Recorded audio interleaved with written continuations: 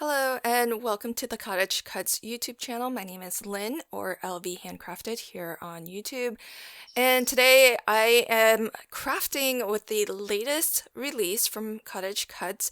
This one's called Strawberries and Bees, and I'm actually making some, this right here is some wax paper that I've stamped out with a stamp that I actually made from one of the die cuts, and you'll see that in a little bit later because I used the exact same technique on the coordinating card that I made to go with this handmade bar of soap that I made.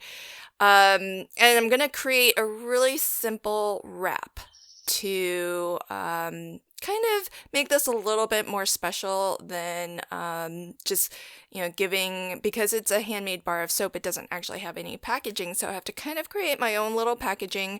I don't sell my soaps or anything like that. And in fact, I've been making handmade soaps for years now, but this is actually going to be the first time I'm giving it away to family and friends for the holidays. So I thought it would be really cute to decorate these with bees because the soap mold I have actually is bee themed, and there's actually even a little bit of beeswax in the soap as well. So it all coordinates and goes really well, and also is just super cute.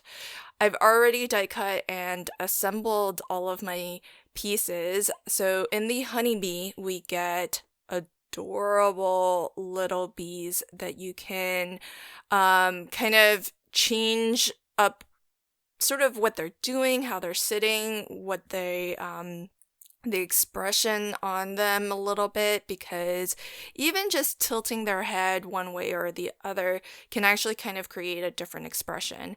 And you get the little honey pot and a beehive as well. So there's quite a lot in this one die set. And I've chosen to add just a couple of bees. The first set of wings I did were die cut from blue pearlescent cardstock, but then the second set of wings I die cut out of iridescent mirror card, and that's got a very, very nice look to it. So I think I'll be doing that on the card as well. And then when I went to kind of reattach this, I made my sleeve just a little too loose, but I think that'll be okay. It still looks really, really nice. Here's a final look at that soap sleeve. Super easy to slide that out. I am making a bunch of these to give out during the holidays, so I'll definitely be making more. You probably won't see videos for all of them, but this is just a really, really fun way to dress up something that's handmade and make it feel a little bit more special as a gift. So the next set that I'll be working with, this one is called Bee Gnome. This gnome is super adorable, and I've die cut everything, but I just wanted to show the assembly. So the gnome basically doesn't really have much of a visible body. His beard is just so lush that it covers his entire body, which I think is really adorable. So when you're looking to assemble your pieces, look at the packaging, because that's going to give you a really good idea, at least a starting point for how to assemble. This is true for the bees and likewise for the bee gnome here. One thing I wanted to mention though is that while you can dress this gnome up to be a bee, you could always just change the striping on the hat. And in fact, since the soap bars that I'm making are going to be Christmas presents, I thought maybe I could do red and white hats for some of my gnomes as well, which I think would be really adorable. And if you leave the antenna off and basically at this stage just attach the arms, then you just have a regular old bee, or a regular old gnome, a really cute gnome. So that's one thing that I felt was really, really nice about this set, because it's super versatile. You don't have to use the wings, you don't have to use the antenna, and you can die cut or color the hat any color you want, and you just have a really adorable gnome. But you can go to the nines on the gnome and really theme him up to be a bee by just adding those couple little touches. So the black and yellow hat, the antenna, and the wings. And so I think this is a really versatile die set in that way. You also get a couple of small bees that are really easy to layer up as well. There's 2 separate die cuts that you can cut out. One that is the yellow of the bee that goes on top and has more of the bee's head and antenna. And then you have a little piece. This is it's fantastic, the attention to detail here, because the black portion of the bee, it covers the main body where you would see the black stripes, but it also has a little bit of a pointy edge, and that's sort of the tail or the little stinger of the bee. So really, really fantastic, that little detail there, which is something that CottageCutz does really well, is just all of the little details are always there to, when you kind of look at it, you can appreciate it, but then as you look at it more closely, there's just so much more to see. So I feel like it's always really, really fun to craft with the CottageCutz dies for that reason, because you get a lot of detail in assembling these pieces. So now is probably a good time to mention that the winner of the die set that I was giving, or CottageCutz is giving away from my previous video, is listed in the description box below. So check out the description box to see if you won. Also, in this video, if you leave a comment and like this video, then you can be in for a chance to win the Honeybee die set. So be sure to leave some love on this video, and in my next video, you'll be able to see if you are a winner. This is just some fun foam that I die cut using one of the dies that comes in the Bee Phrases die set.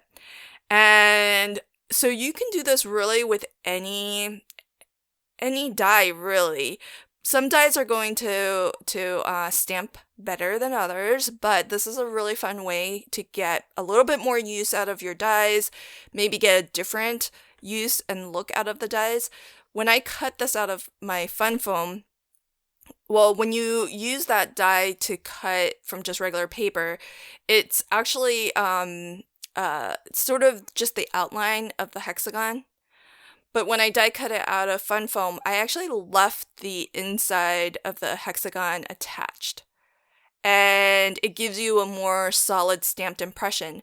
But if you wanted just the outline, just the border of the hexagon, you could pop that center out and have a totally different look.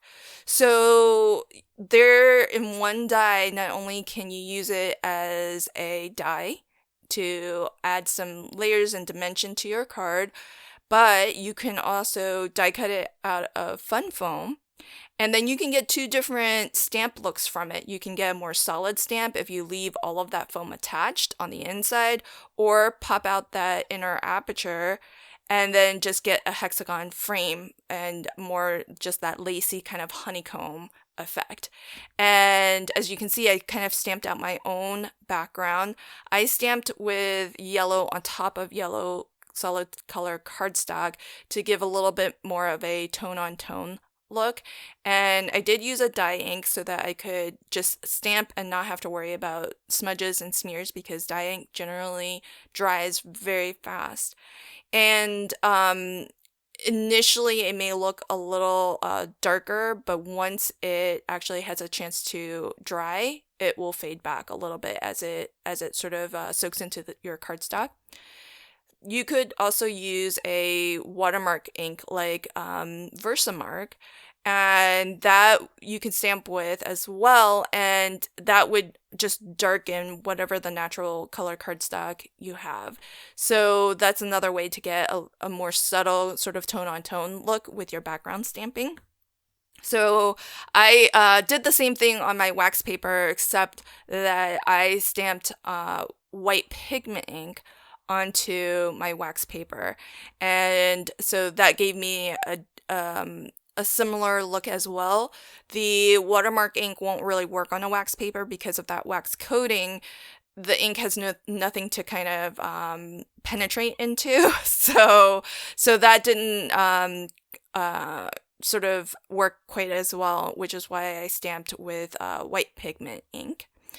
And in bee phrases, you have a lot of words that you can assemble however you like, and you saw me kind of play with a couple of different ways to break up the words in the sentiment happy as can be. If you look at the packaging on bee phrases, this isn't actually one of the examples, but because the words are individual die cuts, you aren't limited to just the phrases that you see on the packaging. You can mix and match and create whatever phrases you can come up with. So I love that we have that versatility. It's not as if, the entire sentiment phrase is one die cut that's permanent, kind of stuck together in that order, in that format. Here you have ultimate flexibility because the words are individual, so you can mix and match to create new phrases, but you can also orient them however you need on your card to make it look the way that you want.